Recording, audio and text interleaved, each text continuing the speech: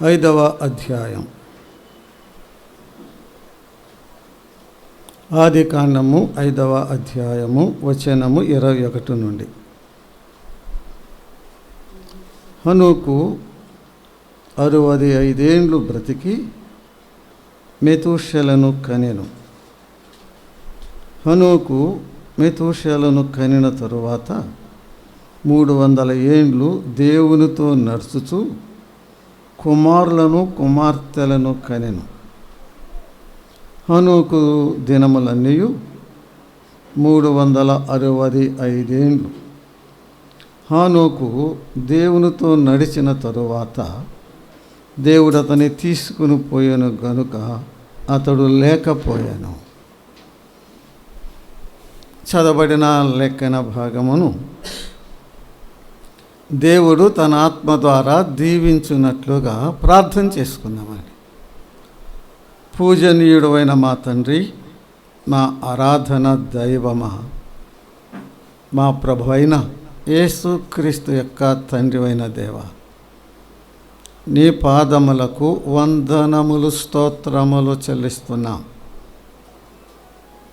యేసుక్రీస్తు ప్రభువునందు నీ ప్రియ కుమారుడైన యేసుక్రీస్తు ప్రభువునందు మీరు మాకు దయచేసిన గొప్ప రక్షణకై స్తుతులు చెల్లిస్తున్నాం. భరతనగర్లో మీరు ఏర్పరచుకున్న నీ సంఘమును బట్టి స్తుతిస్తున్నాం. నీ కృపలో నీ సంఘమును కాపాడుతున్నందులకై స్తోత్రములు చెల్లిస్తున్నాం. యేసు ప్రభువా, నీ అందరి ప్రేమ చేత మా ప్రియులు తమ గృహమును నీ ప్రజలు కూడుకొని ఆరాధించటానికి ఇచ్చినందులకై స్తుతులు చెల్లిస్తున్నాం. వారికి, వారి బిడ్డలకు తగిన దీవెన ఆశీర్వాదం మీరు దయచేస్తారని మీకు స్తోత్రములు చెల్లిస్తున్నాం. మీ వాక్యమును చదువుకొని ఉన్నాము. మీ వాక్యము ద్వారా, మీ ఆత్మ ద్వారా మాతో మాట్లాడండి, మమ్మను దిద్దండి, మాకు ఉజ్జీవము పురుకొల్పు దయచేయండి. అన్నిటిలో మీ ప్రియ కుమారుడైన క్రీస్తు ప్రభువును హెచ్చించమని, మీరే మహిమ ఘనత ప్రభావములు పొందమని మా ప్రభువును మా రక్షకుడైన యేసుక్రీస్తు నామమున స్తోత్రములు చెల్లించి ప్రార్థన చేయుచున్నాము తండ్రి. ఆమేన్. దేవునికి స్తోత్రం చెల్లిస్తున్నాను. దేవుని యొక్క మహాకృపను బట్టి చాలా దినముల తరువాత మరలా మిమ్మల్ని చూసి దేవుని స్తుతించుటకును, మీతో కలిసి దేవుని వాక్యమును ధ్యానం చేయటానికి ప్రభువు నాకు ఇచ్చిన ఆయన కృపను బట్టి మొదటిగా మన తండ్రి అయిన దేవునికి వందనములు స్తోత్రములు చెల్లిస్తున్నా. ప్రేమతో ఆహ్వానించి అవకాశం ఇచ్చిన స్థానిక సంఘ ప్రియులైన మీ అందరికీ, పెద్దలకును సేవకునికి, చేరి వచ్చిన పరిశుద్ధులందరికీ మన ప్రభువును మన రక్షకుడైన యేసుక్రీస్తు నామమున నా హృదయపూర్వకమైన వందనాలు తెలియచేస్తున్నాను. ఈ సమయమున భక్తుడైన హనోకు జీవితంలో నుండి కొన్ని సంగతులు ధ్యానించాలని నేను ఆశ కలిగి ఉన్నాను. హనోకు జీవితం బైబిల్లో చాలా క్లుప్తంగానే వ్రాయబడి ఉన్నదండి. 3 చోట మాత్రమే హనోకును గురించి మనం చదువుతున్నాం. ఇక్కడ ఆదికాండము 5వ అధ్యాయము 21 నుంచి 24 వరకు వచనాల్లో మనం చదువుతున్నాం. రెండవదిగా హెబ్రీయులకు రాసిన పత్రిక 11వ అధ్యాయము 5వ వచనం అండి. హెబ్రీయులకు రాసిన పత్రిక 11వ అధ్యాయము 5వ వచనం మనం చదువుకుంటున్నామండి. 11:5. విశ్వాసమును బట్టి హనోకు మరణమును చూడకుండానట్లు కొనుపోబడెను. అతడు కొనుపోబడక మునుపు దేవునికి ఇష్టుడై ఉండెనని సాక్ష్యము పొందెను. విశ్వాసమును బట్టి హానోకు మరణమును చూడకుండానట్లు కొనుపోబడెను. అతడు కొనుపోబడక మునుపు దేవునికి ఇష్టుడై ఉండెనని సాక్ష్యము పొందెను. కాగా దేవుడు అతని కొనుపోయెను గనుక అతడు కనబడలేదు. యూదా పత్రిక 14వ వచనం నుండి మనం చదువుకుందామండి. యూదా పత్రిక 14వ వచనం నుండి. ఆదాము మొదలుకొని 7వ వాడైన హానోకు కూడా వీరిని గూర్చి ప్రవచించి ఇట్లనెను. ఇదిగో అందరికీ తీర్పు తీర్చుటకును వారిలో భక్తిహీనులందరూ భక్తిహీనముగా చేసిన వారి భక్తిహీన క్రియలన్నిటిని గూర్చి భక్తిహీనులైన పాపులు తనకు విరోధముగా చెప్పిన కఠినమైన మాటలన్నిటిని గూర్చి వారిని ఒప్పించుటకును ప్రభువు తన వేవేల పరిశుద్ధుల పరివారముతో వచ్చాను. ఈ స్థలములలో మాత్రమే హానోకును గురించి మనం చదువుతున్నాం. అయితే లూకాసు వార్త 3వ అధ్యాయములో హానోకు పేరు కూడా యేసుక్రీస్తు ప్రభు యొక్క వంశావళిలో మనం చూస్తున్నామండి. లూకాసు వార్త 3వ అధ్యాయములో యేసు ప్రభు యొక్క వంశావళిలో మనము కూడా హానోకును చూస్తున్నాం. చూడండి 37వ వచనం. లెమెకు మెతూషెలకును, మెతూషెలే హానోకును, హానోకు ఏరేదుకును, ఏరేదు మహాలలేకును, మహాలలేలు కీనానుకును, కీనాను ఏనోషుకు, ఏనోషు సేతుకు, సేతు ఆదాముకు, ఆదాము దేవుని కుమారుడు అనే మాటలు ఆ సందర్భంగా హానోకును గురించి మనం చూస్తున్నాం. కానీ హానోకు అనే పేరు కలిగిన వారు కొందరు ఉన్నారండి. ఈయనే కాదు, హానోకు అనే పేరు కలిగిన వారు కొందరు ఉన్నారు. ఒక కయీను కుమారుని పేరు కూడా హానోకు అనే మాట చూస్తున్నామండి. యాకోబు కుమారులు పెద్ద కుమారుడు రూబేను ఉన్నాడు కదా, ఆయన కుమారులు కూడా ఒక ఆయన పేరు హానోకు అనే మాట మనం చూస్తున్నామండి. హానోకు జీవిత ధ్యానములు మనకెంతో ఆశీర్వాదకరములు. అంతేకాదు ఆయన జీవితం మనకు ఒక సవాలుతో కూడిన సందేశమును ఇస్తుందండి. హానోకు అంటే ప్రతిష్ఠితుడు అని అర్థం అండి. డెడికేటెడ్. హానోకు అంటే ప్రతిష్ఠితుడు.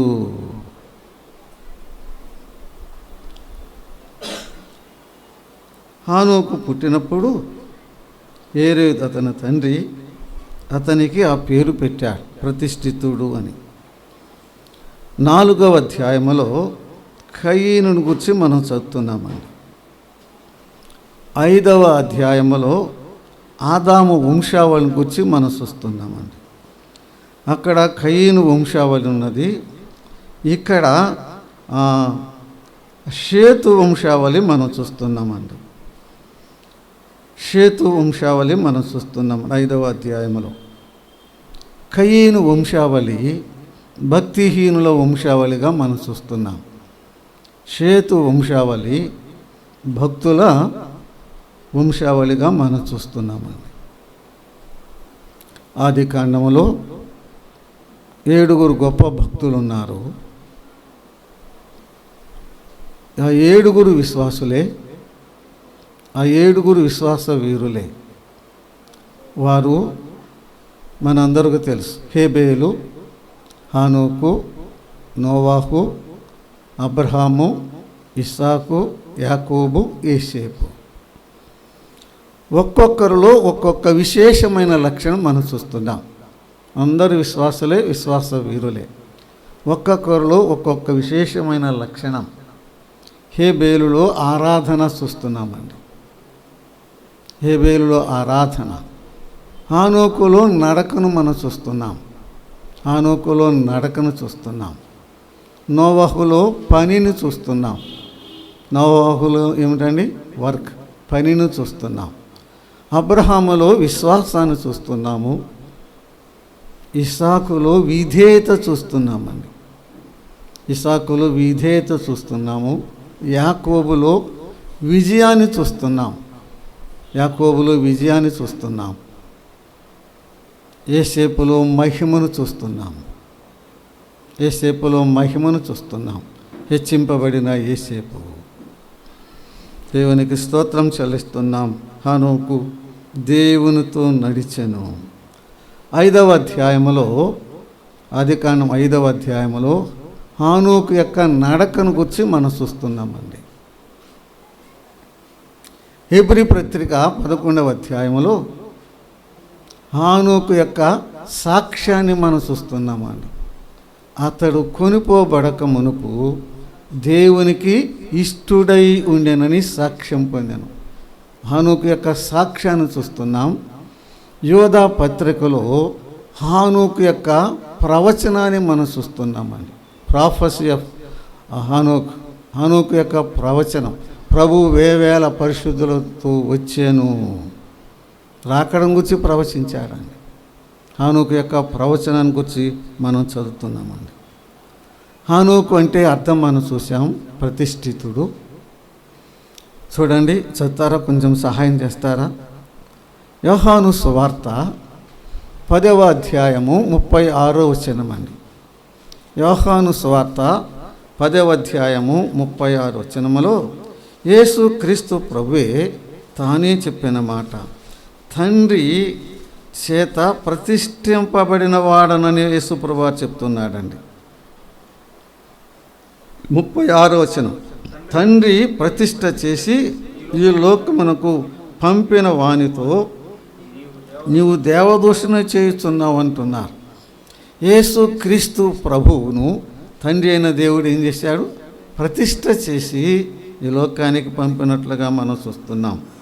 యోహాను సువార్త 17వ అధ్యాయం అండి. యోహాను సువార్త 17వ అధ్యాయములో యేసు క్రీస్తు ప్రభువును విశ్వాసం ఉంచిన వారిని, ఆయన శిష్యులను ఆయన ప్రతిష్ఠ చేసినట్లుగా మనం చూస్తున్నామండి. 17వ వచనం, సత్యమందు వారిని ప్రతిష్ఠ చేయము, నీ వాక్యమే సత్యం. యేసును ప్రభువును విశ్వాసం ఉంచిన వారిని సత్యమునకు, దేవుని వాక్యమునకు ప్రభు ఏం చేశాడు? ప్రతిష్ఠ చేశాడు.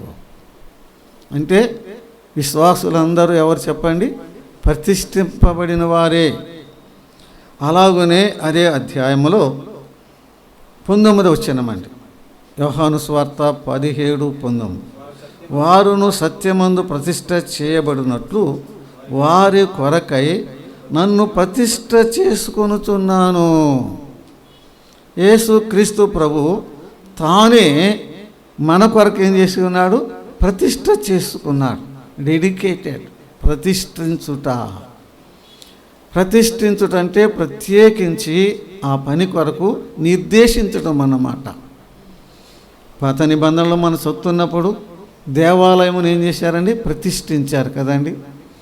దేవాలయమును ఉపకరణములను కూడా ప్రతిష్ఠించినట్లుగా మనం చూస్తున్నాము. హన్న తన కుమారుని దేవునికి ఏం చేసిందండి? హన్న తన కుమారుని దేవునికి ప్రతిష్ఠ చేసింది. అలాగున ప్రతిష్ఠించబడిన వస్తువులు, ప్రతిష్ఠించబడిన దేవాలయము, పండుగలు కూడా ప్రతిష్ఠ చేసినట్లుగా మనం చూస్తున్నాం. ప్రతిష్ఠ ఇక ప్రత్యేకంగా దాని కొరకే అని దాని అర్థం, ఇంకో దాని కొరకు కాదు అని. ఆదికాండం 5వ అధ్యాయం మనం చదువుతున్నప్పుడు ఆదాము పుట్టలేదు, హానోకు మృతి నొందలేదు. ఆదాము పుట్టల కదండి. ఆదామును దేవుడు ఏం చేశాడు? సృష్టించాడు కదండి. ఆదాము పుట్టలేదు, హానోకు చనిపోలేదు. అతడు మరణమును చూడకుండా కొనుపోబడిననున్నది కదా. ఇద్దరు వ్యక్తులు, ఒక ఆయన పుట్టలేదు, ఒక ఆయన చనిపోలేదు. ఆదికాండం 5వ అధ్యాయం చదువుతుంటే ఒక గొప్ప భక్తుడు ఇలా రాశాడండి. ఆ అధ్యాయం చదువుతుంటేనంట, ఒక వ్యక్తి సమాధుల తోటలో గుండగా ప్రయాణం చేసినట్టుగా ఉంటుందంటండి. సమాధుల్లో గుండగా ప్రయాణం చేసినట్టుగా ఉంటుందంట. సమాధుల్లోకి వెళ్తే పేర్లు రాస్తారు కదా, ఫలానా ఆయన పుట్టాడు, ఏమయ్యాడు, మృతి నొందాడు కదా, కుమారులు కుమార్తెల కింద రాస్తారు కదండి. అలాగన 5వ అధ్యాయం చదువుతుంటే సమాధుల దొడ్డిలో గుండగా తోటలో గుండగా ప్రయాణం చేసినట్లుగా ఉన్నది ఆ ఆదికాండం 5వ అధ్యాయం. ఇన్ని మానవుని చరిత్ర 5వ అధ్యాయంలో 3 మాటల్లో చెప్పాడు పరిశుద్ధాత్ముడు. 3 మాటల్లో చెప్పాడు. పుట్టుట, కనుట, మృతి నొందుట. అంతే. చదవండి. మేము ఆదాము దగ్గర నుంచి తర్వాత షేతును కనేను అనే మాట. అలాగన మనం అందరూ చదువుకుంటే ఆదాము 130 ఏళ్ళు బ్రతికి తన పోలిక తన స్వరూపమున కుమారుని కని అతనికి షేతును పేరు పెట్టాను. అలాగున షేతు కూడా ఇన్నేళ్ళు బ్రతికి ఎనోషును కనేను. ఆ తరువాత ఏమంది? అతడు మృతి నొందేను. పుట్టుట, కనుట, చనిపోవుట. మానవుడా, ఇదే నీ చరిత్ర, నా చరిత్ర. ఎందుకు అతిశయం? ఎందుకు గర్వించటం? 3 మాటలే నీ చరిత్ర, నా చరిత్ర. పుట్టటం, కంటం, చావటం. ఆలోచన చేసుకో ఈ రాత్రి నీ జీవితాన్ని గురించి. ఈ యొక్క అధ్యాయంలో మానవ చరిత్రలో ఎక్కువ సంవత్సరాలు జీవించిన వ్యక్తిని మనం చూస్తున్నామండి. ఇప్పటి వరకు మానవ చరిత్రలో ఎక్కువ సంవత్సరాలు జీవించిన వాడు హనోకు యొక్క కుమారుడు మెతూషెల కదండి. మెతూషెల ఎన్ని సంవత్సరాలు చూడండి, 27 వచ్చానమండి.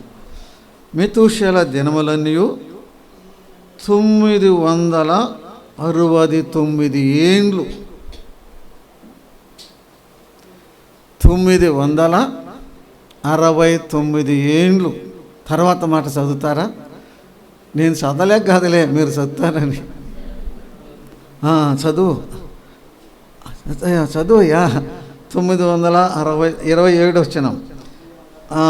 మెతూషెల దినములన్నీ 969 ఏండ్లు. అప్పుడు అతడు మృతి పొందేను. The longest life lived person is Methuselah. 969 సంవత్సరాలు జీవించి తర్వాత ఏమని రాయించాడు పరిశుద్ధాత్ముడు? అప్పుడు అతడు మృతి పొందేను.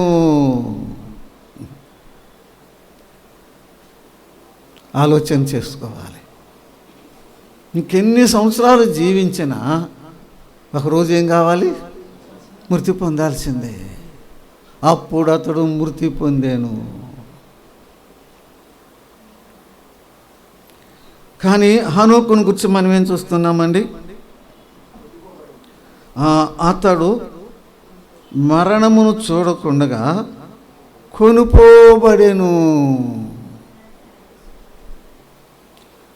హెబ్రీ పత్రికలు అన్నమాట. అతడు మరణమును చూడకుండగా కొనుపోబడు.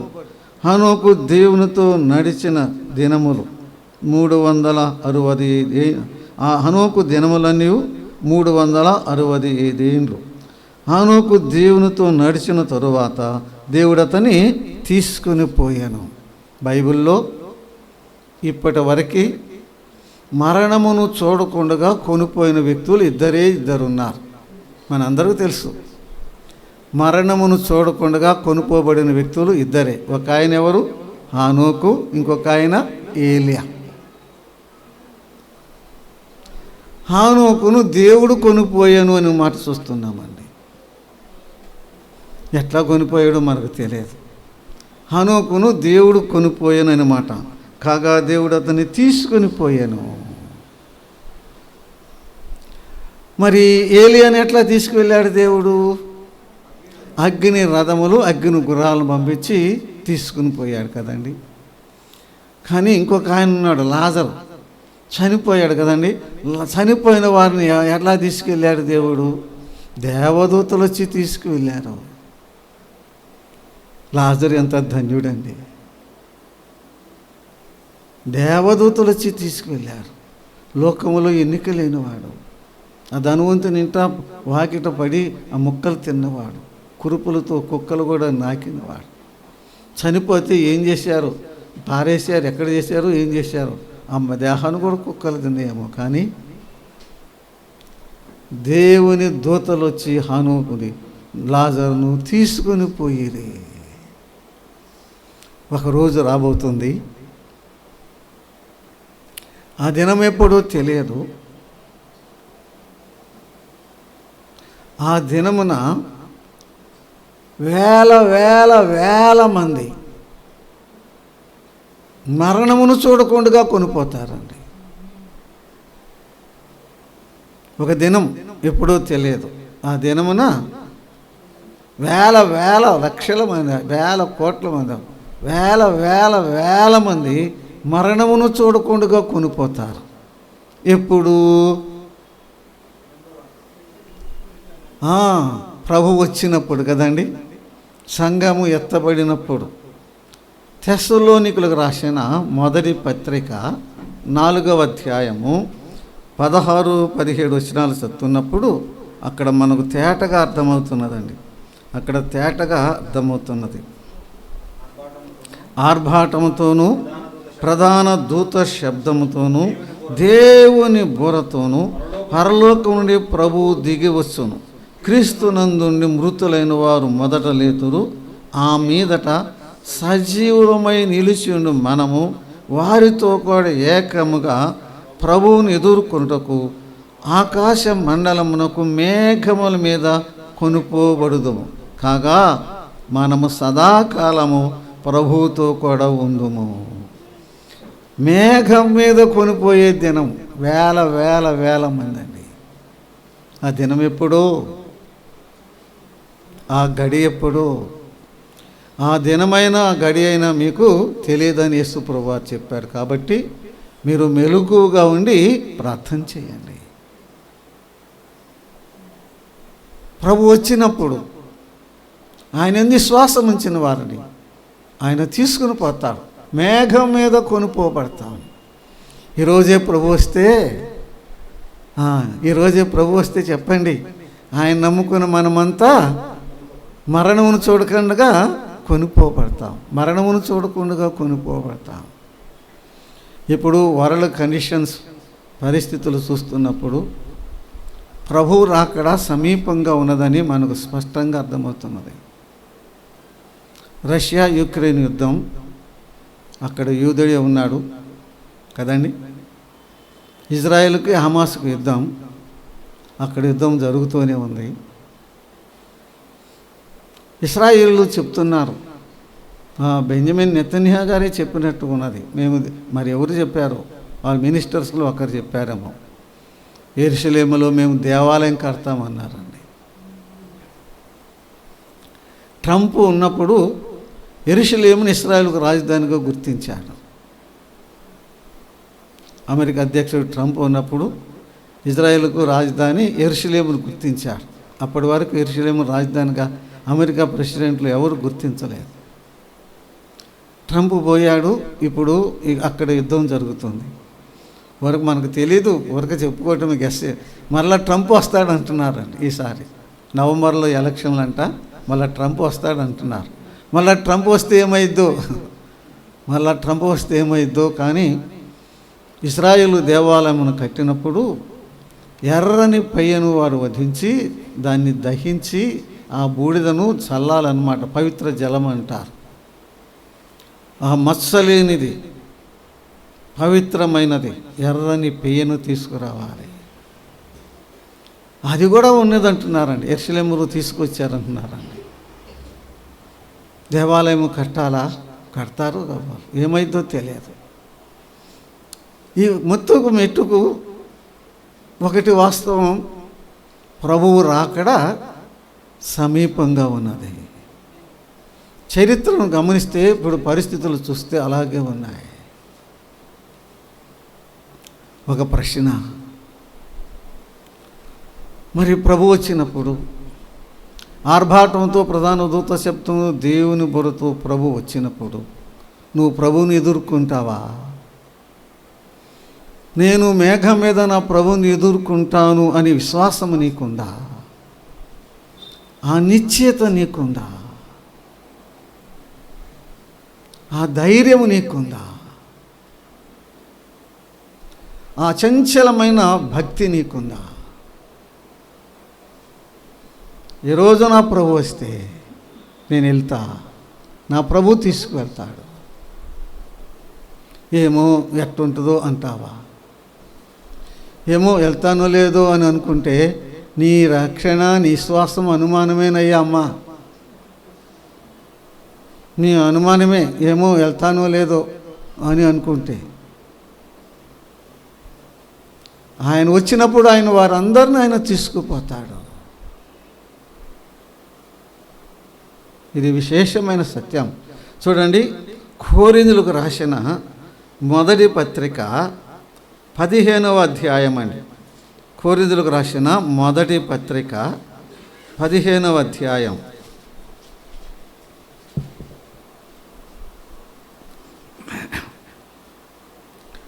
51వ వచనం. ఇదిగో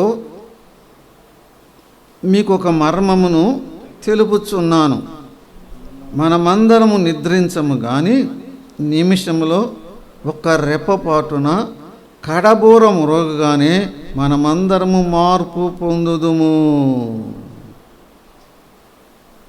54వ వచనం చదువుకోండి వచనాలన్నీ. ఈ క్షయమైనది అక్షయతను ధరించుకున్నప్పుడు, ఈ మత్యమైనది అమర్త్యతను ధరించుకున్నప్పుడు విజయమందు మరణము మృంగివేయబడెను అని వ్రాయబడిన వాక్యము నెరవేరును. ఓ మరణమా, నీ విజయం ఎక్కడా? ఓ మరణమా, నీ ముల్లెక్కడా? మరణపు ముళ్ళు పాపము, పాపమునుకున్న బలము ధర్మశాస్త్రమే. ఓ మరణమా, నీ విజయం ఎక్కడా? ఓ మరణమా, నీ ముల్లెక్కడా? ఇక్కడ తెస్సలోనిక పత్రికలో, కొరింథీ పత్రికలో కూడా పౌలు 2 రకాల వారిని గురించి చెప్తున్నాడండి. ప్రభు వచ్చినప్పుడు కొనుపోబడేవారు 2 రకాల వారిని గురించి చెప్తున్నాడు. ఒకటి, యేసుక్రీస్తు ప్రభువుని నమ్ముకుని నిద్రించారు, చనిపోయారే వారు. మన పితరులు యేసు ప్రభువుని నమ్ముకుని ఏమయ్యారండి? చనిపోయారు కదా, వారిని సమాధి చేశాం. రెండవ రాకడ నుంచి, ప్రభువు రాకడ నుంచి పుట్టిన దగ్గర నుంచి అనుకో, ఈ 2000 సంవత్సరం ఎంతోమంది యేసు ప్రభువుని నమ్ముకుని మృతి పొందారు. వారు సమాధి చేయబడ్డారు. అది ఒక గుంపు. రెండవది, ఈరోజు మనం ప్రభు వస్తే మనము మృతి నొందకుండా కొనిపోతాం కదా, మనమేమో సజీవులం అన్నమాట. మనం ఎవరో? మనము సజీవులం. క్రీస్తు ప్రభు వచ్చినప్పుడు ముందుగా ప్రభువుని నమ్ముకొని నిద్రించిన వారు ముందు లేస్తారంట. ఇప్పుడు తెస్సలోనిక పత్రికలు చదువుకున్నాం కదా. ఆ తరువాత ప్రభు వచ్చినప్పుడు సజీవులుగా ఉన్నవారు మార్పు చెందుతారు. వారు వీరు కలిసి మేఘం మీద కొనుపోబడుతూ ఈ పాట పాడుతూ వెళ్తారంట. ఏ పాట? ఓ మరణమా, నీ విజయం ఎక్కడా? ఓ మరణమా, నీ ముల్లెక్కడని పాట పాడుకుంటూ వెళ్తారంట. విజయ గీతం 15వ అధ్యాయం కొరింథీయులకు రాసిన మొదటి పత్రిక 15. One of the great chapters of the Bible. బైబిల్లో అతి ప్రాముఖ్యమైన అధ్యాయాలు అది ఒక ప్రాముఖ్యమైన అధ్యాయం అండి.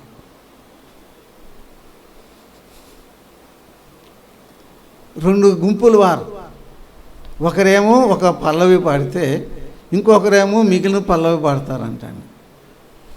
ఏమని పాడతారు? ఓ మరణమా, నీ విజయం ఎక్కడా అని ఒక గుంపు వారు పాడతారు. ఓ మరణమా, నీ ముల్లెక్కడని ఇంకొక గుంపు వారు పాడతారు. 2 గుంపులు అనుకున్నాం కదా. 2 గుంపులు అంటే ఎవరు వాళ్ళు? ఒకటి, యేసు ప్రభువుని నమ్ముకుని మృతి నొందిన వారు కదా. వారు ప్రభు వచ్చినప్పుడు వారు లేస్తారు కదా, అది ఒక గుంపు.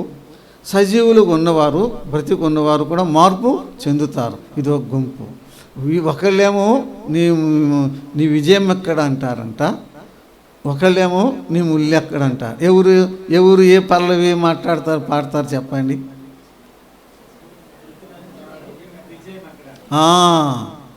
మృతి నొంది తిరిగి లేచారు కదా, వారు అంటారంట, ఓ మరణమా నీ విజయం ఎక్కడ, నువ్వు ఓడిపోయావు, మమ్మల్ని మింగేసావు అనుకున్నావా, చూసుకో మేము సమాధుల నుంచి లేచి వస్తున్నాము, మరణమా నీ మీద మేమే జయం పొందాం, మాకంటే ముందుగా మా ప్రభు నీ మీద జయం పొందాడు, మాకు జయం ఇచ్చాడు, ఓ మరణమా నీ జయం ఎక్కడా, నువ్వు ఓడిపోయావు, మేము గెలిచాము. సజీవులు ఉండి మార్పు చెందిన వారు ఏమంటారంటే, ఓ మరణమా నీ ముల్లెక్కడ, ఓ మరణమా అసలు నువ్వు మమ్మల్ని గుచ్చేయలేకపోయావు, మమ్మల్ని నువ్వు తాకేలేకపోయావు, అసలు మా జోలికి నీవు రాలేకపోయావు, నీ వల్ల కాలేదని వీళ్ళు పడతారంట. అదే ఇప్పటి వరకు మరణమును చూడకుండా కొనుపోబడిన వారు ఇద్దరే, హనోకు ఏలియాలు. ఒకరోజు వస్తుంది, ఆర్భాటముతో ప్రధాన దూత శబ్దముతో దేవుని బోరతో పరలోకం నుండి ప్రభు వచ్చినప్పుడు వేల వేల వేల మంది మరణమును చూడకుండా కొనిపోతారు. అందుకు దేవునికి స్తోత్రం చెల్లిస్తున్నాం. ఆదికాండం 5వ అధ్యాయంలో ముఖ్యాంశం ఏంటంటే హానోకు యొక్క నడకండి. హెబ్రీ పత్రికలో ముఖ్యాంశము హానోకు యొక్క సాక్ష్యం కదండి, హానోకు యొక్క సాక్ష్యం. యోధా పత్రికలో హానోకు యొక్క ప్రవచనం కదా. చూడండి, ఆదికాండము 21వ వచనం అండి. ఆదికాండము 21వ వచనం. హనోకు 65 ఏండ్లు బ్రతికి మెతూషెలను కనెను. హానోకు మెతూషెలను కనిన తరువాత 300 ఏండ్లు దేవునితో నడుచుచు కుమారులను కుమార్తెలను కనెను. హానోకు దినములన్నీ 365 ఏండ్లు. హానోకు జీవించినది 365 ఏండ్లు. బైబిల్ ఏం చెప్తున్నదంటే హానోకు జీవితాన్ని 2 భాగాలు చేసి చెప్తుందని. 2 భాగాలు చేసి హానోకు జీవితాన్ని చెప్తుంది. ఒకటి దేవునితో నడవని కాలము, రెండవది దేవునితో నడిచిన కాలం. హానోకు 65 ఏండ్లు బ్రతికి మెతూషెలను కనెను. ఆ తరువాత ఆయన 300 ఏండ్లు దేవునితో నడిచాను. హానోకు జీవిత దినములన్నీ 365 ఏండ్లు. హానోకు జీవితం 2 భాగాలుగా చూస్తున్నామండి. దేవునితో నడవని కాలం, రెండవది దేవునితో నడిచిన కాలం. ప్రతి విశ్వాసి జీవితం 2 భాగాలు. ప్రతి విశ్వాసి జీవితం అండి. ప్రతి మనిషి జీవితం అనలా నేను, ప్రతి విశ్వాసి జీవితం 2 భాగాలు. ఏంటి చెప్పండి? రైటే, ఎన్ని మామూలుగా సహజంగా చెప్పుకునేది. మనం నీ జీవితం చెప్పు, నీ జీవితం 2 భాగాలు కదా. చెప్పు నీ జీవితం చరిత్ర. అది యేసు ప్రభువుని నమ్ముకోకముందు జీవితం, యేసు ప్రభువుని నమ్ముకున్న తర్వాత జీవితం. యేసు అవిశ్వాస జీవితం ఒకటే. అదే జీవితం యేసు ప్రభువుని నమ్మని జీవితం కదా, అది ఒకటే జీవితం. ప్రతి విశ్వాస జీవితం 2 భాగాలు. నమ్మక ముందు జీవితం, నమ్మిన తరువాత జీవితం.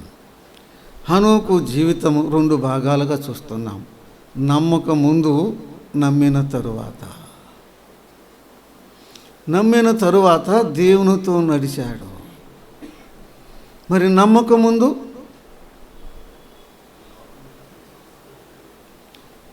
మనం ఎన్నైనా చెప్పుకోవచ్చు కదా. లోకంలో నడిచాడా, పాపులతో నడిచాడా, చీకట్లో నడిచాడా, ఇక ఏదైనా చెప్పుకోవచ్చు. ఒకటి మటుకు స్పష్టంగా చెప్పగలం, అక్కడే ఆధారం చేసి, దేవునితో నడవక మునుపు ఆయన దేవునితో నడవల. ముందు జీవితంలో చెప్పండి, దేవునితో నడవల, నమ్మిన తరువాత దేవునితో నడిచాడు. ఎన్ని సంవత్సరాలకి ప్రారంభించాడు దేవునితో నడవటం? 65 ఏళ్ళప్పుడు కదండి కుమారుడు పుట్టాడంట. అతనికి మెతూషెలని పేరు పెట్టాడు.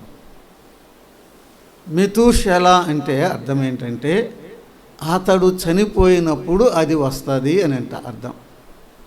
మెతూషెల అంటే అర్థం ఏంటి? అతడు చనిపోయినప్పుడు అది వస్తుంది. అదంటే ఇది జలప్రళయం. అర్థమైందండి? మెతూషెల అనే పేరుకే అర్థం అది. అతడు చనిపోయినప్పుడు అది వస్తుంది.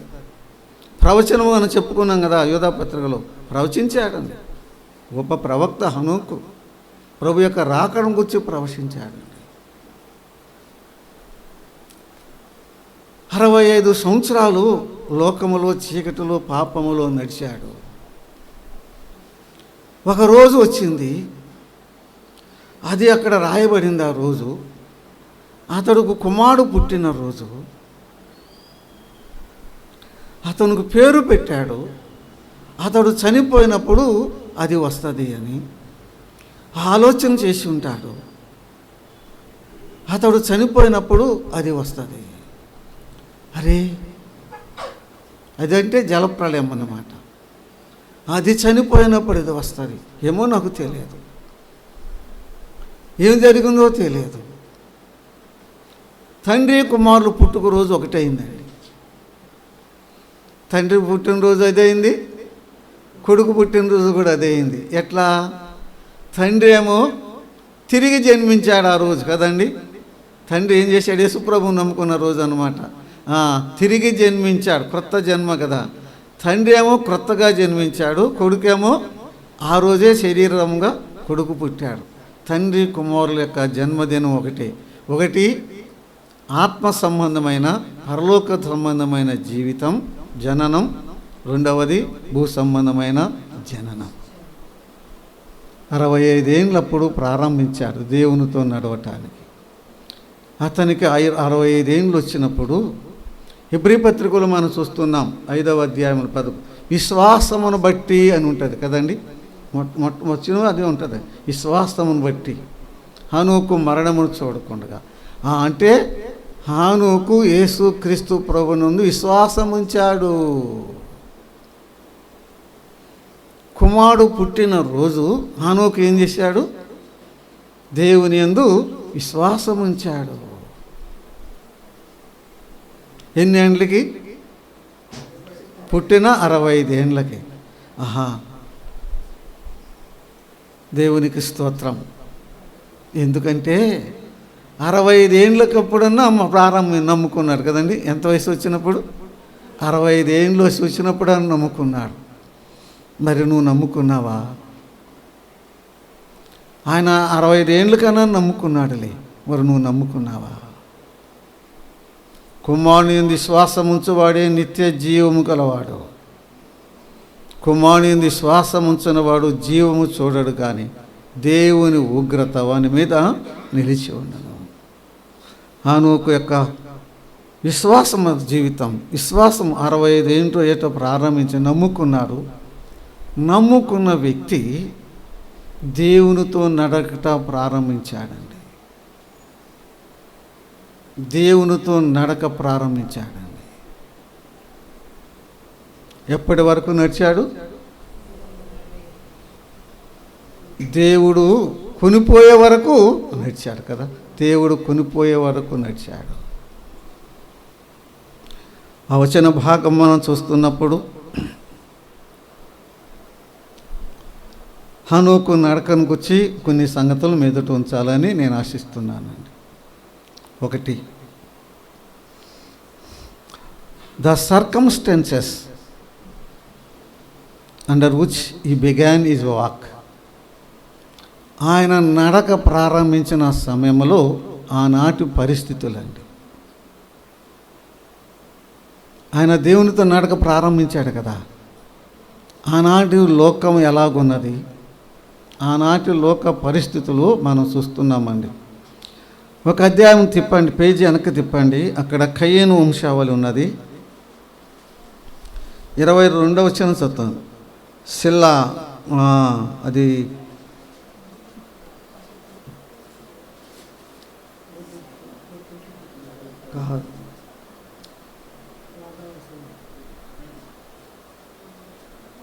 కయ్యేను సంతతి వారి యొక్క సంతానాన్ని మనం చూస్తున్నాము. 23వ వచనం. లేమేకు తన భార్యలతో, ఓ ఆదా, ఓ సిల్లా, నా పలుకు వినుడి. లేమేకు భార్యలారా, నా మాట ఆలకించుడి. నన్ను గాయపరిచినందుకై ఒక మనిషిని చంపితిని, నన్ను దెబ్బ కొట్టినందుకై ఒక పరుసువాన్ని చంపితిని. 7 అంతలు ప్రతిదండన కయ్యేను కోసం వచ్చిన ఎడల 70, 7 లెమేకు కోసము 77 అంతలు వచ్చును. కయ్యేను వంశావళి గుర్చిన అక్కడ మనం చూస్తున్నామండి. ఆ యొక్క సంగతులు ఆనాటి లోకం, ఈనాటి లోకాన్ని గుర్చిన సంగతులు అక్కడ ఉన్నాయి. అక్కడ వ్యవసాయం ప్రారంభించారు, అక్కడ ఇండస్ట్రీ ప్రారంభించారు, అక్కడ మ్యూజిక్, సంగీతం ప్రారంభించారు. ఈ యొక్క కయ్యేను కుమారులండి. ఒకడు కయ్యేను వంశవాళ్ళు ఒకడిని చంపి తన భార్యతో చెప్పుకుంటున్నాడు కదండి, అతిశయిస్తున్నాడు. పాలీగమ్ అంటారు కదా, బహుభార్యత్వం ఉన్నది ఆ రోజుల్లో. ఏదండి? బహుభార్యత్వం ఉన్నది, అపవిత్రత ఉన్నది. ఆ లెమేకు అని వాడు దేవుని హేళన చేస్తున్నాడు అన్నమాట. మాకరి, దేవుని హేళన చేస్తున్నాడు.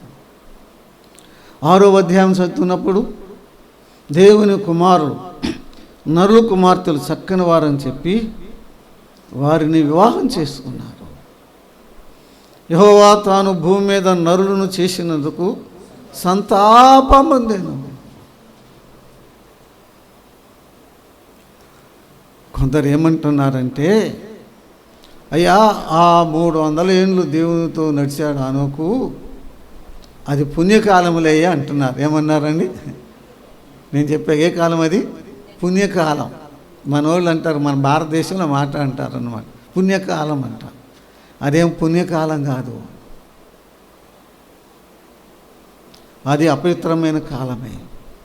లోకం పాపంతో నిండిన కాలం. ఎంతగా నిండిపోయిందంటే భూమి మీద నరుని చేసినందుకు యెహోవా ఏమయ్యాడు? హృదయములో సంతాపపడి హృదయములో నొచ్చుకున్నాడు. అరేరే, మానవుడు ఇంత ఘోరముగా తయారవుతాడు అనుకుంటే చేసి ఉండేవాడినే కాదాయే అన్నట్టుగా అటువంటి భ్రష్టహీన కాలం. యూదాపత్రిక చదువుకోండి. అది భక్తిహీన కాలం, అది భ్రష్టమైన కాలం, అది దేవుని అపహసిస్తున్న కాలం. చుట్టూ భ్రష్టత్వం, చుట్టూ భక్తిహీనత, అపవిత్రత, అవహేళన, దుష్టత్వం, నీచత్వం, బహుభార్యత్వం, పాపం పండిన రోజుల్లో ఒక మనిషి తీర్మానం చేసుకున్నాడు. ఆ పరిస్థితులు పుణ్యకాలం కాదు, అది చెడ్డ కాలమే, పాపకాలమే. రెండవదిగా the commencement of his walk, నడక ప్రారంభం. ఎప్పటి నుంచి? 65వ ఏట నుంచి కదండి నడక ప్రారంభించాడు. ఎప్పుడో ఒకసారిలే, మొత్తానికి దేవునితో నడక ప్రారంభించాడు. అందుకు దేవునికి స్తోత్రములు చెల్లిస్తున్నాం. మూడవదిగా the condition of his walk, దేవునితో నడవాలంటే షరతులు ఉన్నాయండి. దేవునితో నడవాలంటే ఏమని చెప్పండి? షరత్తు ఉన్నది. ఆమోసు గ్రంథం 3వ అధ్యాయము వచనము 3. ఆమోసు గ్రంథం 3:3. సమ్మతి లేకుండగా ఇద్దరు కూడి నడుతురా. ఆమోసు 3:3 అండి.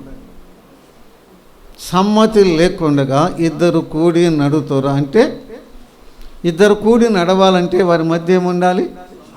సమ్మతి పడాలి, సమ్మతి ఉండాలి. There must be some peace between them, or there must be some reconciliation between them. ఒక సమ్మతి. ఎప్పుడో అదే 65 ఏట కాబోలు హానోకు దేవునితో సమాధాన పడ్డాడు. రోమాపత్రిక 5వ అధ్యాయం మీరు చదువుకోండి. మనము శత్రువులము అని ఉన్నది కదండి. సమాధానం ఎవరి మధ్య? వాస్తవంగా ఆ మాట వాడినప్పుడు ఎవరి మధ్య సమాధానం అండి? మామూలుగా అది విరోధులు అంటే శత్రువులు కదండి. ఇద్దరు విరోధుల మధ్య ఒక సఖ్యత కుదిరితే దాన్ని ఏమంటారు? సమాధానం అంటారు. అదే కదండి. అంటే మానవుడు దేవునికి శత్రువు అయ్యాడు. మనము శత్రువులమై ఉండగా ఎలా? మన పాపపు క్రియల ద్వారా, మన అవిధేయత ద్వారా, మన హృదయంలో దేవునికి చోటు నొల్లకపోవడం ద్వారా, శరీరం యొక్క మనసు యొక్క కోరికలు విచ్చలవిడిగా నెరవేర్చుకొనుడు ద్వారా మనము దేవునికి శత్రువులమై ఉన్నాము. కానీ మనం శత్రువులమైనగా తన కుమారుని మరణము ద్వారా మనకేం కలిగింది? సమాధానం. దేవుని యొక్క సంకల్పం. కొలస్సే పత్రికలో ఆయన శిలువ రక్తము ద్వారా సంధి సమాధానం అనే మాట చూస్తున్నామండి. దేవుని అనాదికాల సంకల్పం. దేవుడు మానవుడితో సమాధాన పడాలి. మానవుడు దేవునితో సమాధాన పడాలి. దేవుని యొక్క చిత్తం. రిబెల్ అయ్యాం, తిరుగుబాటు చేశాం, శత్రువులమయ్యాం. సమాధాన పడవలసింది ఎవరు? బలవంతుడా బలహీనుడా? చెప్పండి. ఏమండి? బలహీనుడు సమాధాన పడతాడు. కానీ బైబిల్ ఎంత విచిత్రం అండి. దేవుడు మానవుడు శత్రువు అయ్యారు. ఇద్దరు బలవంతుడు ఎవరు? దేవుడే. కానీ దేవుడే మానవుతో సమాధాన పడ్డట్టుగా ఉంది. ఆయన కృప, ఆయన దయ. వాస్తవంగా మనం సమాధాన పడాలి. వాస్తవంగా మనమే పోయి సమాధాన పడాలి. తన కుమారుని పంపించాడు రాయబారిగా, మధ్యవర్తిగా. యేసుక్రీస్తు ప్రభు శిలువ రక్తము ద్వారా సమాధానము సంధి కుదిర్చాడు పాపమానవునికి, దేవునికి.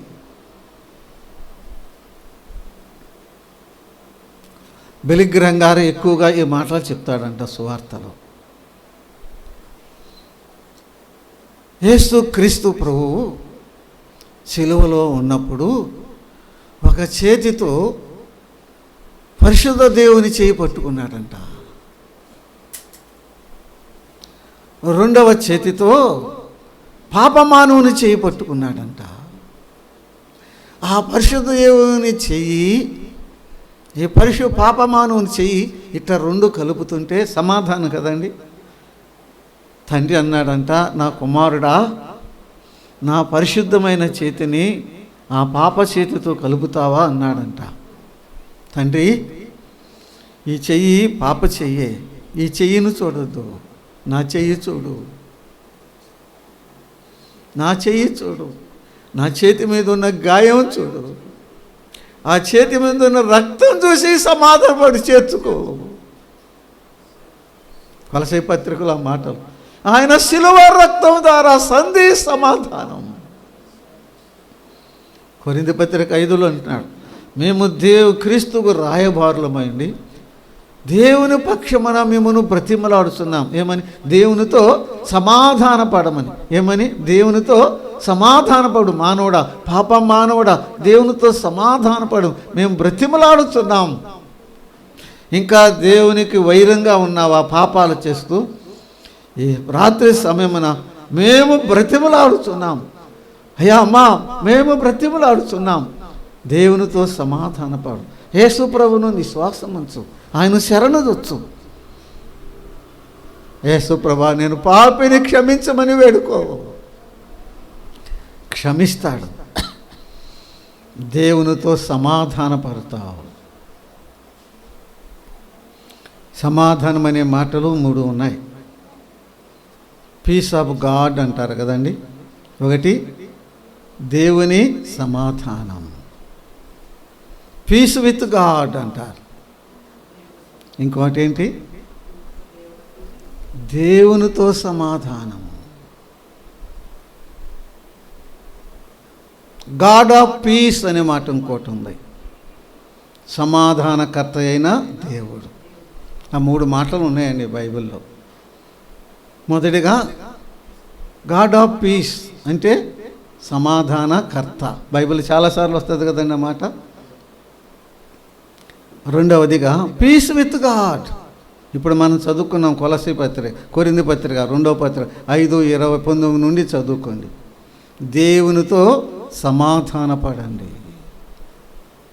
ఫిలిప్పీయులకు రాసిన పత్రిక 4వ అధ్యాయములో సమస్త జ్ఞానమును మించిన దేవుని సమాధానం అనే మాట ఉంటుంది.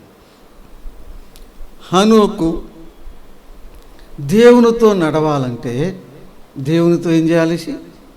సమాధాన పడాలి. అదే కదండి, సమ్మతి లేకుండా 2 కూడి నడువుతురా. ఎప్పుడు సమాధాన పడ్డాడు, దేవునితో సమాధాన పడ్డాడు.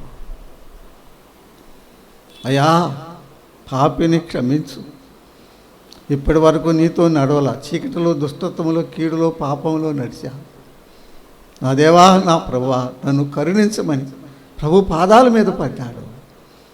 ప్రభుతో, దేవునితో సమాధాన పడ్డాడు. 4వదిగా the continuity of his walk. The continuity of his walk. నడక ప్రారంభించాడు. నడక ఏం చేశాడండి? కంటిన్యూటీ ఏం చేశాడు? కొనసాగించాడు.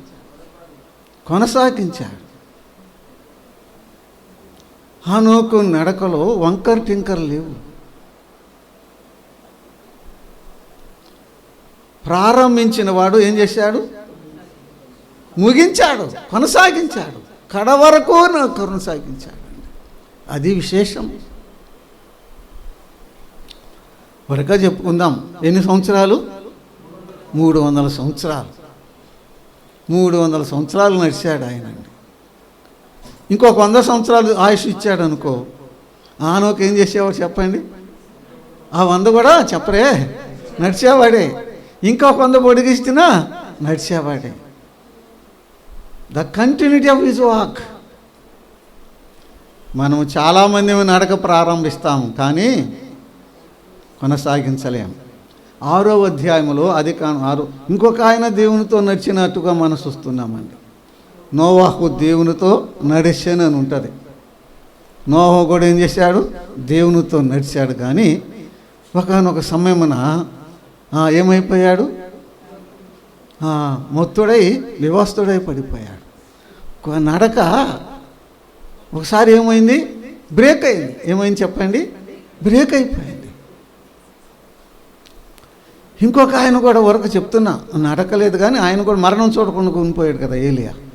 ఆయన కూడా ఒకసారి నిరాశపడి నడవలేను ప్రభు అని బదరి వృక్షం సత్తికబడి కూర్చున్నాడు కదా.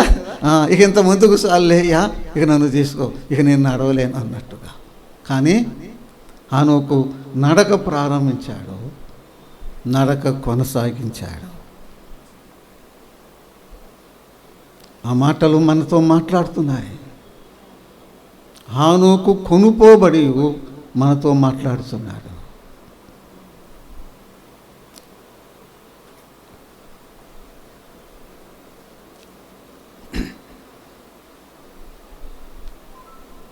The cost of his walk. తర్వాత 5వ అంశం ఏంటండి?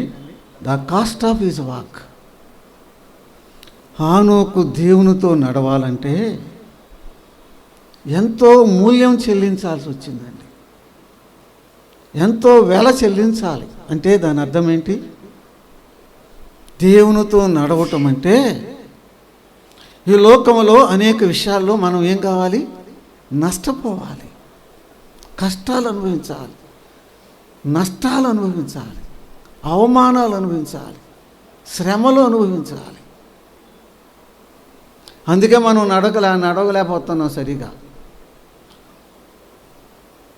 We are not prepared to pay the cost. దేవునితో నడవటానికి తగిన మూల్యం చెల్లించడానికి చెప్పండి మనము సిద్ధంగా లేము. అందుకే ఈ వంకర టింకర నడక, ఇందుకే సతికలు పట్టడం, నడవలేక ఆగిపోవటం, పడిపోవటం, ఇక ఎంత సార్లు అనుకోవటం, వెనక్కిపోవటం, ఎన్నో ఒడిదుడుకులు. కానీ హనోకు చెల్లించాడు. భక్తిహీనులు భక్తిహీనంగా తనకు విరోధంగా మాట్లాడిన మాటలన్నీ అనే మాట యుద్ధపత్రికలు ఉన్నాయి. హనోకును ఎంతగా హేళన చేశారు, మాటల ద్వారా ఎంతగా పొడిశారు. హానోకు ఎంత నష్టపోయాడో, హానోకు ఎన్ని కష్టాలు అనుభవించాడు. లోకస్తులంతా అన్యాయంగా అక్రమంగా డబ్బులు కోట్లు సంపాదిస్తుంటే హానోకు దేవునితో నడుస్తూ నీతిగా నిజాయితీగా, దేవా నువ్వు ఇచ్చింది నాకు చాలు, ఆ పూటకూడితో తాను తన కుటుంబం దేవుని స్తుతిస్తూ బుధిస్తూ వచ్చారు. లోకస్తులాగా విలాస జీవితం జీవించలేదు. దేవునితో నడవాలంటే చెప్పండి, లోకస్తులాగా లగ్జూరియస్ లైఫ్ లేదు, ఇష్టమైన నడక లేదు, శరీరం యొక్క మనసు యొక్క కోరికలు నెరవేర్చుకోవటానికి వీలు లేదు. ఇవన్నీ ఈ మూల్యం చెల్లించాలి. హనోకు చెల్లించాడండి. ఏమయ్యా ఆయన సన్యాసిలే, ఆయనకేం బాధ ఉందని. ఆయన సన్యాసి కాదు, ఆయన సంసారి. ఆయనకు భార్య ఉన్నది, కుమార్తెలను కంటూ అని ఉన్నాడు. ఆయనలోగా మనలోగా సంసారి, ఆయనకు బిడ్డలు ఉన్నారు. వారి పోషణ కూడా ఆయన మీద ఉన్నది కదండి. తండ్రిగా వారిని పోషించాలి, వారిని భక్తిలో నడిపించుకోవాలి, వారి మంచి చెడ్డలు అన్నీ చూసుకుంటూ కుమార్తెలను కంటూ చెప్పండి దేవునితో నడిచాడు. దానికి తగిన మూల్యం చెల్లించాడు. హేళన చేశారా, నష్టపోయాడా? మరి హనోకును ఎన్నో విధాలుగా కష్టాలు పెట్టారా? అయినా సిద్ధపడ్డాడు. తప్పండి, నష్టపోయాడు, దేవునితో నడిచినట్లుగా చూస్తున్నాడు. 6వదిగా the challenge of his walk. The challenge of his walk. హనోకు సవాలు చేస్తున్నాడు ఇప్పుడు మనతో.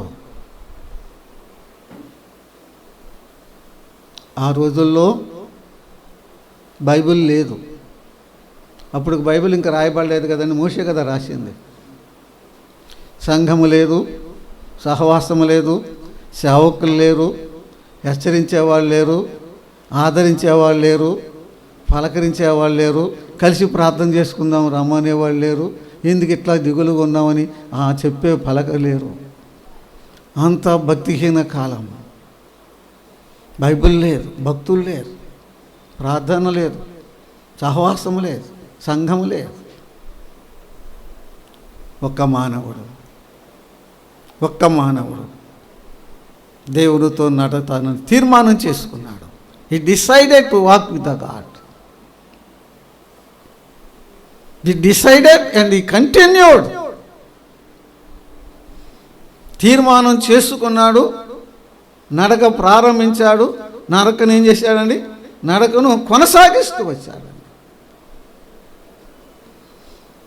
ఈనాడు 21st సెంచరీ విశ్వాసితో హనోకు మాట్లాడుతున్నాడు. నీకు అన్నీ ఉన్నాయి, బైబిల్ ఉంది, సంఘం ఉంది, సహవాసం ఉంది, సేవకులు ఉన్నారు, హెచ్చరించేవారు ఉన్నారు, ఆదరించేవారు ఉన్నారు. నువ్వెందుకు నడవలేకపోతున్నావు? నాకేమీ లేవు, నేను నడిచా, నువ్వెందుకు నడవలేకపోతున్నావు? దరిద్రుడా అంటున్నాడు అనుకో, ఏం నష్టమేమి లేదన్నమాట. ఎస్ఐ అన్నాడు కదా, నువ్వు దరిద్రుడు దిక్కుమాలినవాడు ఎవరన్నా లవోదిక సంఘంతో, గుడ్డోడు రా దరిద్రుడు దిక్కుమాలినవాడు. దరిద్రుడా, ఎందుకు నడవలేకపోతున్నావు? బైబిల్ ఉంది, పాటలు ఉన్నాయి, ఎన్నెన్నో ప్రసంగాలు చేస్తున్నావు, ఎందుకు నడవలేకపోతున్నావు? నాకేమి లేవు, నేను నడిచా. ఛాలెంజ్ ఈనాడు నీతో నాతో హనోకు సవాలు చేస్తున్నాడు. ఒక తీర్మానం చేసుకుందామంటే నేను కూడా ఉన్నాను అన్నమాట దాంట్లో. యేసు ప్రభువా, నీతో నడుస్తా నేటి నుంచి. నీతో నడక ప్రారంభిస్తా. అమ్మాయికి ఇద్దరు వెళుతుంటే యేసు ప్రభు వారితో కలిసి నడిచెను అని ఉంటుంది కదండి. వారితో కలిసి నడిచినప్పుడు వారి తర్వాత ఆయన మనతో మాట్లాడుతున్నప్పుడు మన హృదయములు మండలేదా? దేవునితో కలిసి నడుచుటలో ఉన్న the blessedness of his walk, దేవునితో నడుచుటలో ఉన్న ఆనంద సంతోషాలు ఎంత గొప్ప భాగ్యం అండి, ఎంత ధన్యకరం అండి, ఎంత దీవెనండి. అసలు దేవుడు మొట్టమొదటగా ఎవరితో నడిచాడు? ఆదాముతో. ఆదాము పాపం చేయకమునుపు ప్రతిరోజు చల్లటి పూట దేవుడైన యెహోవా ఏదెను తోటలోకి వచ్చాడు కదండి. ఆ ఇద్దరు కలిసి ఏం చేశారు? ఏదెను తోటలో నడుచుకుంటూ వెళ్ళారండి. ఆహా, దేవుని యొక్క ఆశ చూడండి. ఆకాశం మహాకాశములు పట్టజాలిన వాడు, అత్యున్నతమైన సింహాసనం ఆశీనుడైన వాడు, మహాగణుడు, మహోన్నతుడు, సర్వోన్నతుడు, మహామహిమగల దేవుడు. కెరాబులు శరాబులు దూతగణం చేత నిత్యం యెహోవా పరిశుద్ధుడు పరిశుద్ధుడు పరిశుద్ధుడు గాన ప్రతిగానములతో స్తుతింపబడుతున్నవాడు. భూమి మీద ఉన్న మట్టి మానవునితో నడవటానికై ఆయన పరలోకం నుండి దిగి వచ్చేవాడు. అది తండ్రి అయిన దేవునికి ఎంత ఆనందమో, ఆదాముకి ఎంత ఆనందమో. ఆ కలిసి నడుచుకుంటున్నప్పుడు వారి మధ్య సంభాషణ ఏం జరిగిందో, ఏమి అడిగాడో ఆదాము, ఏం చెప్పాడో, ఆ మధురమైన గోష్ఠి, ఆ మధురమైన సంభాషణ. తండ్రి దేవుడు ఆదాముకి ఎన్నెన్ని చెప్పాడో. ఆయన మహిమను గురించి చెప్పాడా? ఆయన యొక్క దైవత్వాన్ని గురించి చెప్పాడా? ఎన్ని చెప్పాడో. ఆదాము నడక ఆగిపోయింది. తర్వాత కొన్ని వందల సంవత్సరాల తర్వాత ఒక మానవుడు నీతో నడుస్తానని తీర్మానం చేసుకుని యేసయ్యతో నడక ప్రారంభించాడు.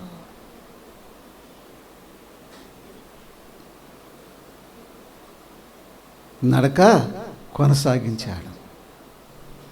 బ్రేకులు లేని నడకండి. దేవునికి స్తోత్రం చెల్లిస్తున్నాం. 7వదిగా the consummation of his walk, ఆ యొక్క నడక యొక్క ముగింపండి. The consummation of his walk. మీటుకు ఒకరోజు నడక ఏమైంది? ఆగిపోయింది కదండి. ఎప్పుడు చూడండి, హనోకు దినములన్నీ 365 ఏండ్లు. హనోకు దేవునితో నడిచిన తరువాత దేవుడు అతని తీసుకొని పోయాను, గనుక అతడు లేకపోయాను. దేవుడు తీసుకెళ్ళాడు కదా, అతడు లేకపోయానంటే అర్థం ఏంటి?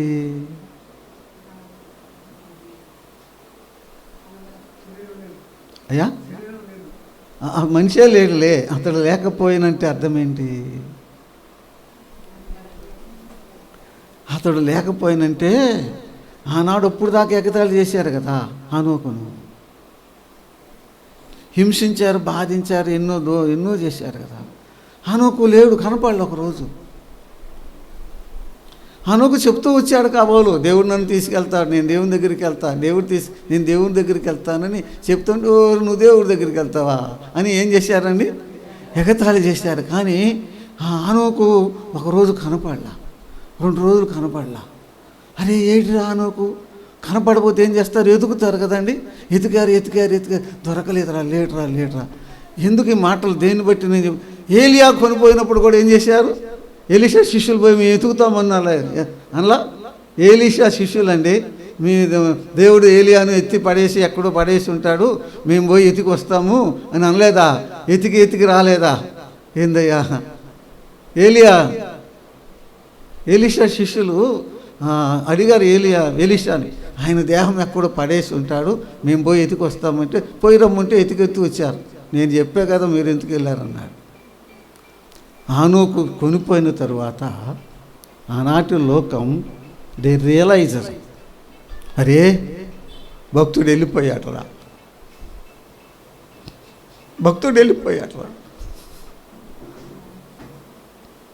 ఇప్పుడు దాకా ఎగతాళి చేసాము, వెళ్ళిపోయాడు అని చెప్పిన మాట నెరవేరు, దేవుడు తీసుకున్నాడు. కాగా అతడు లేకపోయాను. రేపు ప్రభు వచ్చినప్పుడు కూడా ఇప్పుడు ఏళ్ళని ఎగతాళి చేస్తున్న వాళ్ళు కూడా మనం వెళ్ళిపోయినాక ఏం చేస్తారు? ఇదే పరిస్థితి. అరే వెళ్ళిపోతూ ఉన్నారా క్రైస్తవులు, విశ్వాసం వెళ్ళిపోతాం, వెళ్ళిపోయారా. ఇక అక్కడి నుంచి శ్రమలు ప్రారంభమవుతాయి. The consummation of his walk. హనోకు నడక యొక్క ముగింపు ఎంత మనోహరమని ఒక భక్తుడు ఎలా చెప్పాడండి. స్పర్జన్ అనుకుంటాను, మొత్తానికి నేను చదివిందే చెప్తున్నా. ఇప్పుడు ఎన్ని సంవత్సరాలు నడిచాడు? 300 సంవత్సరాలు నడిచాడు. ఇద్దరు కలిసి నడుస్తూ ఉన్నారంట. అలంకార భాష అంటారు దీన్ని, ఫిగరేటివ్ లాంగ్వేజ్ అంటారు కదా, అలంకార భాష అన్నమాట. 300 సంవత్సరాలు నడుస్తూ ఉన్నారన్నమాట. 300 సంవత్సరాలు నడిచిన తర్వాత దేవుడు హానోకుతో అన్నాడంట, హానోకు నువ్వు ఒక్కసారి నీ ఇంటి వైపు చూడు అన్నాడంట. ఇల్లు వైపు చూస్తే ఎక్కడుంది అన్నాడంట. ఎంత దూరంలో ఉంది అన్నాడంట. ఎంత దూరంలో ఉంది? 300 సంవత్సరాలు నడిచాడు కదా ఇంటి దగ్గర నుంచి. ఊరక ఫిగరేటివ్ లాంగ్వేజేలే. ఎంత దూరం ఉంది? చాలా దూరం ఉంది దేవా. మరి నా ఇల్లు చూడు ఎక్కడుంది అయ్యా? దగ్గర ఉంది. నా ఇంటికి వస్తావా? నా ఇంటికి వస్తావా? వస్తాను. నా ఇంటికి వస్తావా? కాగా దేవుడు కొనిపోయాను. ఒకరోజు కూడా మనం కూడా మన తండ్రి ఇంటికి వెళ్తాం. It is our hope, it is our blessed hope. ఒకరోజు మనం కూడా మన తండ్రి ఇంటికి వెళ్తాం. నా తండ్రి ఇంటి అనేక నివాసములు లేని ఎడలు నేను మీతో చెప్తా. నేను వెళ్ళి స్థలము సిద్ధపరిచి నేనుండు స్థలంలో మీరు ఉండులాగన నేను వచ్చి మిమ్మను తీసుకుని పోతా. It is our blessed hope. ఆ నిరీక్షణతోనే క్రీస్తు ప్రభు కొరకు నిందలు పడుతున్నాం, కష్టాలు అనుభవిస్తున్నాం, ఎగతాళి చేస్తున్నారు, శ్రమలు పడుతున్నాం. మా ప్రభు తీసుకెళ్తాడు, తండ్రి ఇంటికి వెళ్తాం. ఈ నిరీక్షణ నీకుందా? ఈ శ్వాసము నీకుందా? ఆది కాండములో నడకను చూశాము. నేను ముగిస్తున్నా. హెబ్రీ పత్రిక 11:5 చదువుకుందామండి. హెబ్రీ పత్రిక 11:5 విశ్వాసమును బట్టి హనోకు మరణమును చూడకుండగా కొనుపోబడెను. తర్వాత మాట చదువుతారని నేను ఆశిస్తున్నా. 5వ వచనం అయ్యా. అతడు కొనుపోబడక మునుపు దేవునికి ఇష్టుడై ఉండెనని సాక్ష్యము పొందెను. What a witness he had. ఏం సాక్ష్యం పొందాడు? దేవునికి ఇష్టుడై ఉండేను అని సాక్ష్యము పొందాను. ఈ సాక్ష్యం నీకుందా? ఈ సాక్ష్యం నీకుందా? ఈ సాక్ష్యం నాకుందా? ఈ సాక్ష్యం దేవునికి ఇష్టుడు. 16వ కీర్తనలో ఏముంది? భూమి మీద ఉన్న భక్తులే శ్రేష్ఠులు, వారు నాకు కేవలము ఇష్టులు. విశ్వాసము లేకుండగా 6వ వచనం దేవునికి ఇష్టుడు ఉండుట అసాధ్యం. ఎవరు ఇష్టులు ఆయనకి? విశ్వాసం ఉంచిన వారు ఆయనకి ఇష్టులు. ఎవరు ఇష్టులు? భూమి మీద ఉన్న భక్తులే ఆయనకు ఇష్టులు. కొరింథీయులకు రాసిన 2వ పత్రిక 5వ అధ్యాయము 9వ వచనం అండి. 5వ అధ్యాయము 9వ వచనం. 5:9.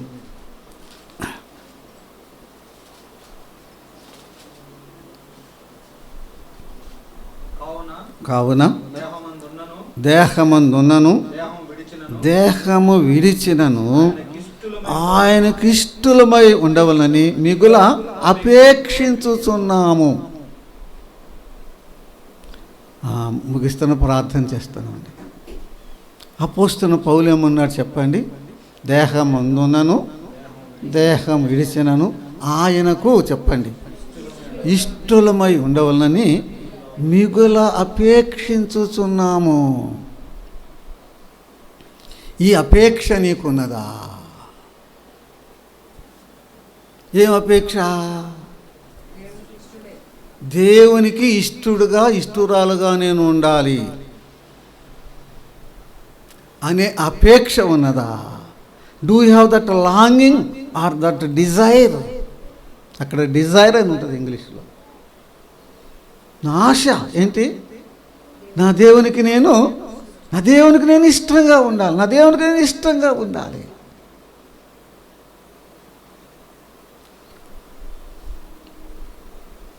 ఒక ఆయన చెప్పాడండి, భక్తుడు, పౌలు అన్న మాటే, దేహం ఉందునను దేహం విడిచినను ఆయనకు ఇష్టలమై ఉండాలని మిగుల అపేక్షిస్తున్నాం. నిజమైన ఒక వ్యక్తి నిజంగా రక్షించబడ్డాడు అంటానికి అది ఒక సైన్ అంటండి. అర్థమైందయ్యా? ఒక వ్యక్తి నిజంగా రక్షించబడ్డాడు అంటానికి ఇట్ ఈజ్ ఏ సైన్. ఏది? దేవునికి ఇష్టంగా ఉండాలని ఆశ, దేవునికి ఇష్టంగా ఉండాలి అపేక్ష ఉన్నదా? అపేక్ష. నేను మనుషులను సంతోషపెట్టువాడనైతే క్రీస్తు దాసుడును కాకపోదు. భార్యను సంతోషపెట్టాలి, భర్తకి ఇష్టంగా ఉండాలి, వారికి ఇష్టంగా ఉండాలి, వీళ్ళకి ఇష్టంగా ఉండాలి. రైటే. మరి యేసయ్యకి నిన్ను ప్రేమించి నీ కొరకు ప్రాణం పెట్టిన నీ రక్షకునికి నువ్వు ఇష్టంగా ఉన్నావా? నీ మాటలు, నీ క్రియలు, నీ చర్యలు, నీ నడక, నీ ప్రవర్తన, నీ చూపులు, నీ ఆలోచనలు ఆయనకి ఇష్టంగా ఉన్నరా? ప్రశ్న వేసుకుందాం, ప్రార్థన చేసుకుందాం. అతడు కొనిపోబడక మునుపు దేవునికి ఇష్టడై ఉండేను అని సాక్ష్యం పొందాను. అయిపోయిందేమో, అయిపోయింది. ఈ సాక్ష్యం కలిగి వెళ్ళిపోదాం,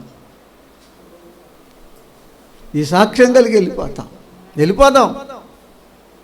ఏ సాక్ష్యం? నా యేసయ్యకి నేను ఇష్టంగా, నేను మాట్లాడే మాట నా యేసయ్యకి ఇష్టంగా ఉండాలి, నేను వేసే నడక నా యేసయ్యకి ఇష్టంగా ఉండాలి, నా చూపు నా యేసయ్యకి ఇష్టంగా ఉండాలి, నా ఆలోచన నా యేసయ్యకి ఇష్టంగా ఉండాలి. ప్రార్థన చేసుకుందామని. మహిమగల మా తండ్రి, నీ పాదములకు స్తోత్రం చెల్లిస్తున్నాం. ఎప్పుడో 5,000 సంవత్సరాల క్రితమా, ఇంకంతకు ముందేనా, ఒక మానవుడు, అవునుకనే మానవుడు దేవా నీతో నడకటానికి ప్రారంభించాడు. నడక ఉడుదుడుకు లేని నడక, ఆగిపోని నడక, బ్రేక్స్ లేని నడక నడిచాడు.